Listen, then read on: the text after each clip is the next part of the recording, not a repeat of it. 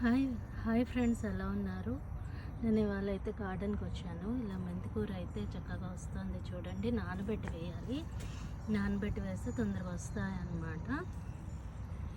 ఇక్కడికి వచ్చి ఆనపకాయ అయితే పాత వచ్చింది, బీరకాయ.